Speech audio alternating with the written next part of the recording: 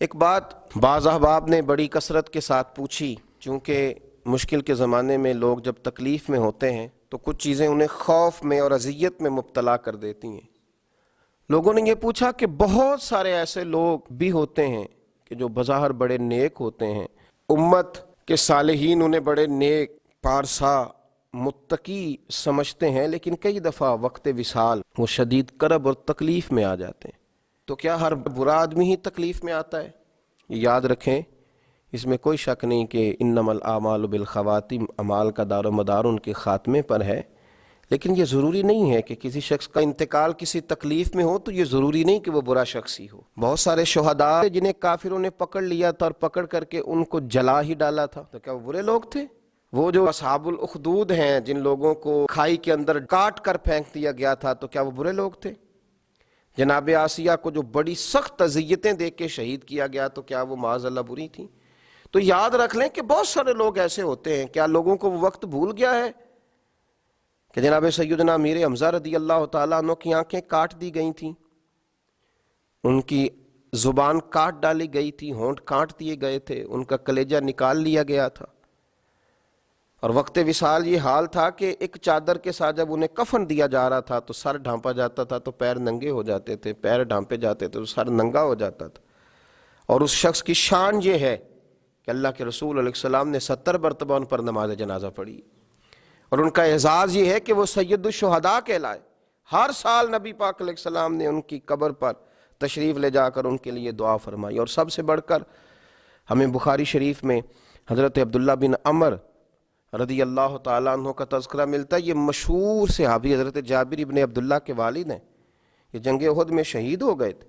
اور ان کا حال یہ تھا کہ کافروں نے ان کی کان اور ناک کاٹ دیے تھے، ان کی صورت بگاڑ دی تھی۔ ان کے صاحبزادے حضرت جابر ابن عبداللہ فرماتے ہیں کہ میں جب ان کی چہرے کی زیارت کے لیے گیا تو مجھے روک دیا گیا تھا کہ آپ دیکھیں گے تو تکلیف میں آ جائیں گے، لیکن ان کا اعزاز یہ تھا کہ انہوں نے ایک رات پہلے ہی، آپ بخاری شریف دیکھیے، حضرت سیدنا عبداللہ نے اپنے بیٹے جناب جابر ابن عبداللہ سے فرمایا تھا، بیٹا احد کے میدان میں بیٹا صبح سب سے پہلے مجھے شہید کیا جائے گا۔ ایک دن پہلے بتا رہے ہیں، یہ شان ہے ان کے غلاموں کی، تو پھر سرکار کا عالم کیا ہوگا؟ مجھے رات کو کہہ رہے ہیں مجھے سب سے پہلے شہید کیا جائے گا، اور فرمایا بیٹا اپنی بہنوں کا خیال رکھنا، ان کی بیٹیاں زیادہ تھیں۔ تو حضرت سیدنا جابر ابن عبداللہ رضی اللہ تعالیٰ عنہ فرماتے ہیں کہ جنگ احد کے دن پھر میں نے انہیں دفن کیا اپنے والد کو ایک دوسرے صحابی غالباً حضرت عمر بن جموح رضی اللہ تعالیٰ عنہ کے ساتھ ایک قبر میں دفن کیا۔ تو یہ بخاری شریف کے اندر آپ کو لفظ ملیں گے، بخاری میں فرماتے ہیں کہ ہم نے انہیں اپنے ایک اور صحابی کے ساتھ دفن کیا، تو 6 ماہ کے بعد میرا ارادہ بنا کہ میں انہیں الگ قبر میں دفن نہ کروں۔ تو جب میں نے ان کی قبر کو کھولا تو ان کا سارا وجود اسی طرح تر و تازہ تھا، اسی طرح، حالانکہ ان کی حالت چہرے کی بڑی خستہ کر دی تھی کفار نے۔ بلکہ اس طرح کی روایات بھی ملتی ہیں کہ جب کھولا گیا ان کی قبر کو تو انہوں نے اپنے زخم پر ہاتھ رکھا ہوا تھا، تو کہتے ہیں جب ان کے ہاتھ کو ہٹایا گیا تو زخم سے خون نکلنے لگا، اس طرح وجود تر و تازہ تھا، اور دوبارہ ہاتھ وہاں رکھ دیا گیا تو پھر اسی طریقے سے ان کا خون بند ہو گیا۔ پھر اس کے بعد مدینہ منورہ میں نہروں کی کھدائی کے وقت جناب سیدنا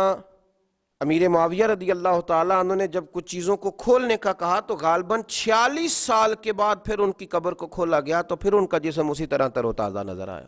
زمین میلی نہیں ہوتی، زمن میلا نہیں ہوتا، اور محمد کے غلاموں کا کفن میلا نہیں ہوتا۔ تو نبی پاک صلی اللہ تعالیٰ علیہ وسلم کے غلاموں کو اللہ اعزاز دیتا ہے کہ ظاہری طور پر ان کے چہرے اگر کسی وجہ سے کسی تکلیف میں کسی آزمائش میں آ بھی جائیں تو اتنا نہیں گھبرائیں کہ فلاں کو کفن نہیں نصیب ہو رہا تو فلاں کا چہرہ نہیں دیکھا جا رہا تو فلاں اس معاملے میں ہے۔ یہ معاملہ تو اللہ کا ہے، یہ تو معاملہ اللہ کا ہے۔ اگر کسی کو کفن دفن کی کوئی ایسی چیز بظاہر میسر نہ بھی آئے تو یہ آپ شک نہیں کر سکتے کہ اسے جنت میسر نہیں آئی، کیونکہ جنت اللہ کا فضل ہے اور وہ اپنے بندوں کو عطا فرماتا ہے۔ تو بہت سارے صالحین، بہت سارے نیک لوگ ایسے تھے، لیکن لوگ حادثات میں چلے جاتے، جہاز گر جاتے ہیں، لوگ دریاؤں میں ڈوب جاتے ہیں، تو کیا اس کا معنی یہ ہے کہ وہ ان کی آخرت خراب ہو گئی؟ ہم اور آپ کون ہوتے ہیں یہ فیصلہ کرنے والے؟ یہ فیصلے میرے رب کریم کے ہاتھ میں ہیں۔ مسلمانوں کے بارے میں اچھا گمان رکھیں اور اللہ تبارک و تعالیٰ کے محبوب علیہ السلام نے فرمایا یاد رکھو رب فرماتا ہے میرا غضب زیادہ نہیں ہے، میری رحمت ہی زیادہ ہے۔ تو رحمت ہی کی طرف توجہ کریں، اللہ سمجھنے کی توفیق عطا فرمائے۔